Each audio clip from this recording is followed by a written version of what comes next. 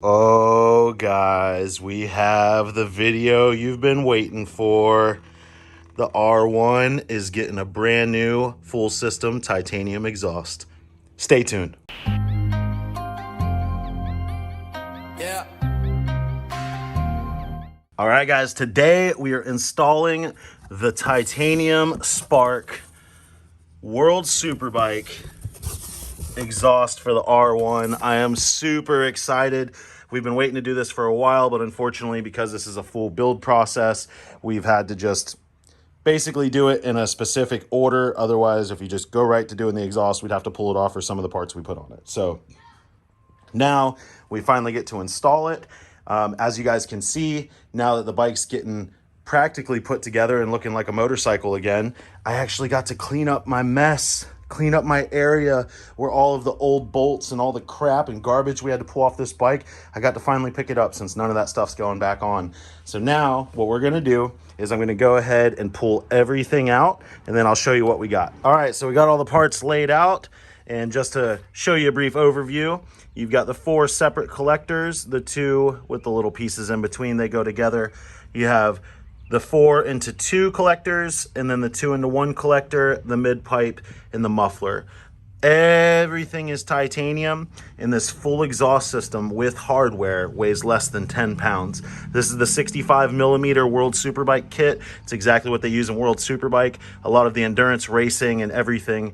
It's an awesome piece of kit. I do want to take a brief moment and give a huge shout out to Moto D. I can't thank Scott enough for jumping on board and sponsoring the channel. That's why we did the RSV4 video. That's why we're doing the R1 exhaust. I do believe that Spark exhaust is one of the best in the business, and it doesn't get the spotlight that it deserves because a lot of people just don't know about it unless you're really into racing and you see a lot of the high-end stuff that they run.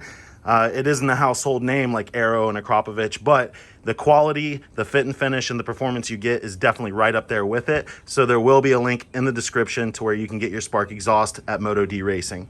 So now time for the install, or I guess the rest of the teardown. If you guys are doing this on your bike, of course, you're gonna have a muffler or some kind of system on here. So we've actually already pulled our 3/4 system that was here. It was like the muffler delete mid pipe and then the Graves muffler. We actually got rid of that because we knew we were going full system and actually wanted to support one of the companies that supports us. So all we have left is just the header. Now this install or teardown may be a little different than you. But what we're gonna do is, as you can see, you have those flange bolts that are in there. I don't know if you can really see them, but those little silver things. So what we're gonna do, the R1's kind of easy. All we have to do is undo the bolts on the oil cooler on the bottom and the 2 on the top. We can pull that oil cooler to give us enough space to get in there with a socket and extension to where we can pull off all those bolts. So let's go ahead and tear this down and pull the stock header off, and then we can start the install.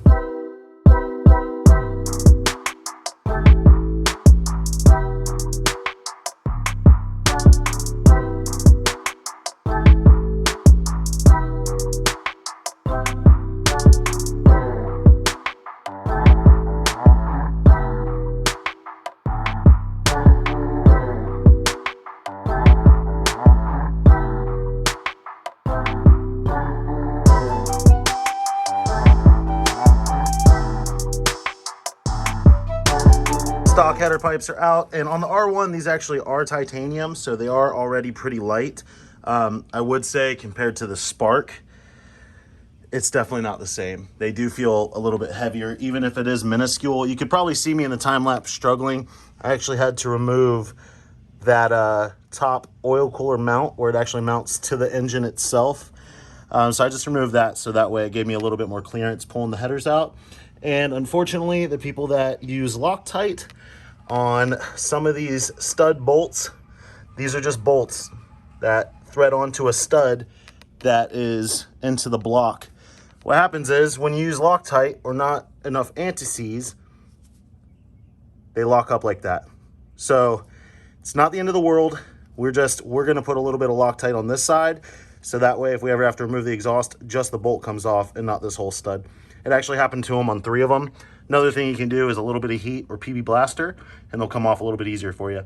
So the good thing with the Spark is they're actually labeled. You can see a number 1 there. So that's bank 1, This is bank 4. So we're gonna go ahead and softly install this off the bike, and then we'll kind of put it up there. You'll also see with all the hardware, you have flanges that are mounted to the block, and then it uses spring retainers for the actual ends. You can see on the ends here, they're actually spring retained in. So I just want to show you real quick, if you are doing this install, what you're going to do is you'll see these 4 flanges that you have, and you see how you have these flange plates. So what you're going to do is one side has a lip, the other side is flat. Flat side's going to go out.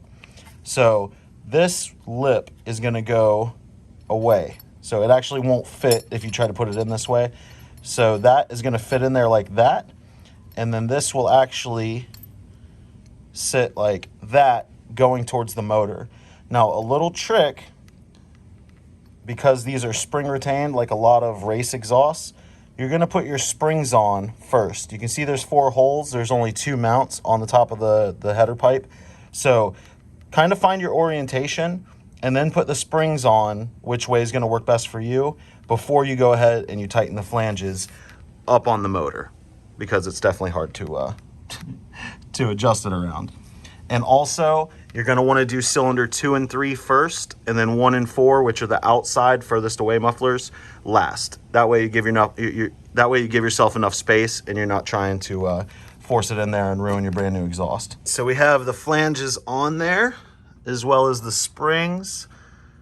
Can you see how we mounted it up there? And I did the orientation, since you have 4 spring holes, since they're kind of universal, just line it up the way that it's going to go with the header pipe. Like I said, you have 2 spring retainers, 2 spring tabs on the heads that go up. So we have all that in. It's all loosely fitted, since you have enough room to torque everything down around the header pipes. I like to keep everything loose until it's all finished, and then we'll go ahead and torque everything down. So now we're going to put cylinder 2 and 3, that collector together, and then we'll go ahead and throw 1 and 4 and check back in. All right, headers are in there. Now the only thing that's keeping the header pipes on is just the springs. I know it's hard to see, guys, but all the springs are on the header pipes the way that I want them. So what I'm gonna do is, before we go ahead and move on to the 2-into-1 collectors, I'm actually gonna put that radiator bracket back on while this is still loose, and it'll be a little bit easier to reinstall it now. All right, so both 2-into-1 collectors are on there, orientated the way that they should go. And like I said, I'm keeping it kind of loose, so I'm not putting the springs on there yet. And then we took the provided O2 sensor bung block offs with the copper washers that they all provide, and we did the big one and the 2 side ones for when we go to tune. That'll be easy. Those are all locked down nice. And then let's see if we can do this one-handed. And I did put a little bit of anti-seize on all of the pieces. I'm gonna have to put you down, guys. Hope you can see it. All right, and this is why you want to keep it loose, so you can get it just the way you want to.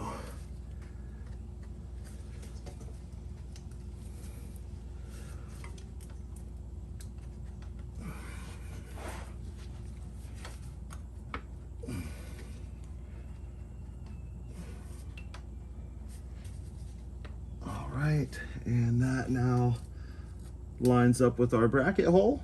So now what I'm gonna do is, let me see how this little bracket's gonna go. So that looks like it's all for the muffler.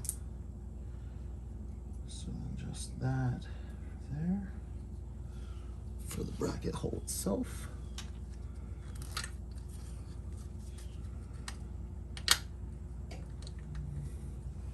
Oh.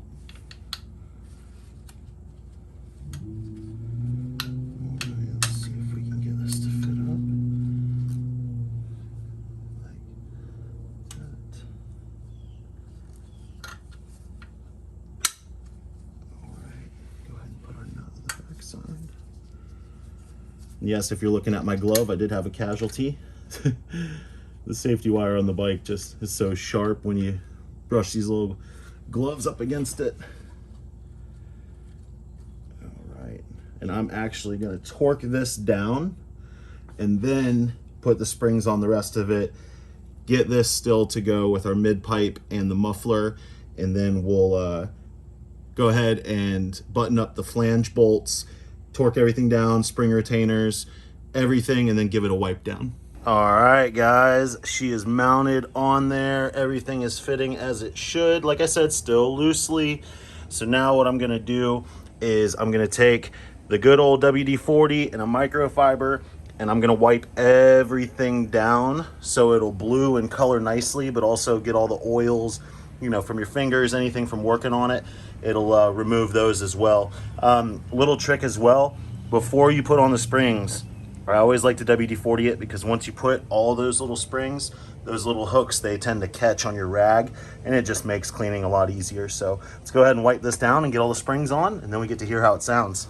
I don't know if you couldn't tell from that last little clip, but the exhaust was kind of sitting kind of low, which wouldn't be a problem for like drag racing applications, but I already know that I would have ended up dragging this can or that part of the pipe right there because it's stuck out about as far as the peg.